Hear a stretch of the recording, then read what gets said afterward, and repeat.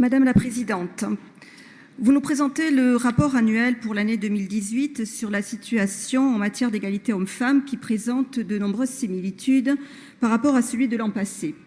Et en y regardant de plus près, on se rend compte que la condition des femmes en Occitanie s'est aggravée en 2018. La part des demandeuses d'emploi a augmenté d'un demi-point. L'écart de rémunération entre les sexes est à 19,9%, alors qu'il était de 18,4% en 2017.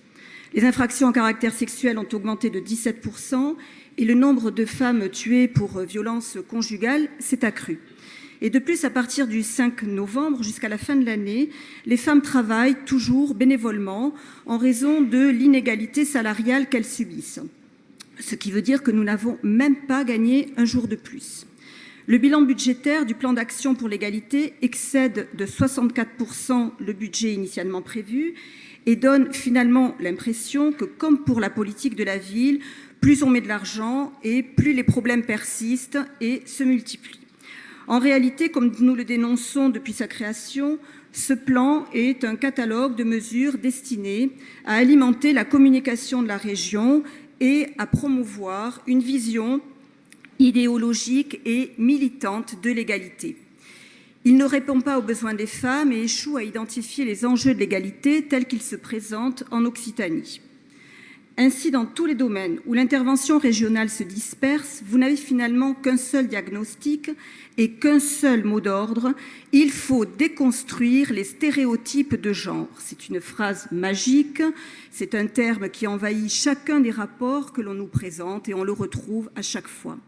Vous prétendez qu'il suffirait d'apprendre à la population qu'il n'y a pas de différence entre les sexes pour faire cesser les maux des femmes, quitte à nier la loi naturelle et l'universalité du genre humain au nom de lubies égalitaristes. Je pense que si les choses avaient été aussi simples, les femmes pionnières en matière d'égalité auraient trouvé la solution depuis longtemps. Nous refusons ce dévoiement de concept de genre. Nous ne voulons pas nous voir imposer cette vision de la nature humaine en toutes circonstances, et cela dès le lycée.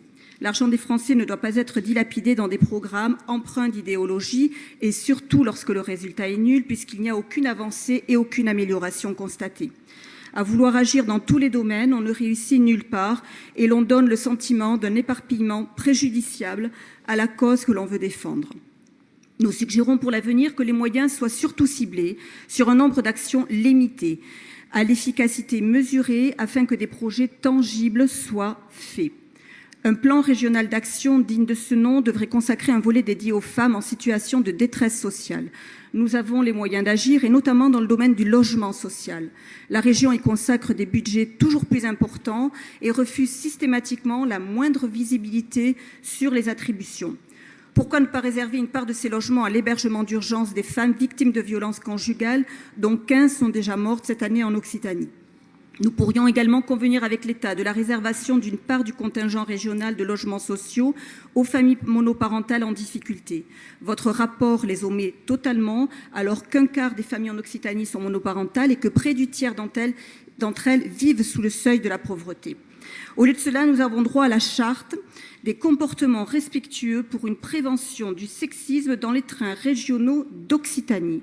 Ça aussi, c'est encore une phrase magique, c'est un titre ronflant et à rallonge qui ne donnera pas plus de force à ce qui demeure, un livret de 4 pages distribué en gare, en écriture inclusive pour faciliter la compréhension et à un prix inconnu et essentiellement réservé à la publicité de la région et à votre communication.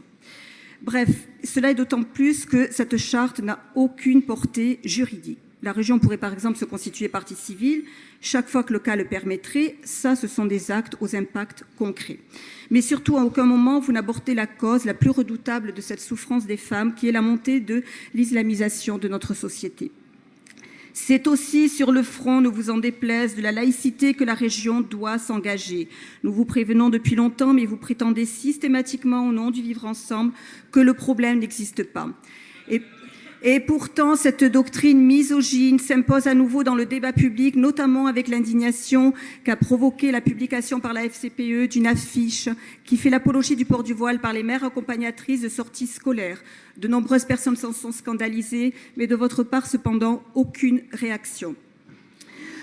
Si votre engagement pour l'égalité entre les femmes et les hommes est sincère, alors vous devez réagir en parole et en acte devant l'érosion de la laïcité. Nous regrettons enfin, pour terminer, l'absence d'évaluation des résultats des actions menées, ce qui nous empêche de débattre concrètement des réussites ou des échecs de ces différents plans d'action. C'est pourquoi nous voterons contre l'élargissement de votre politique à un partenariat avec l'État. Je vous remercie.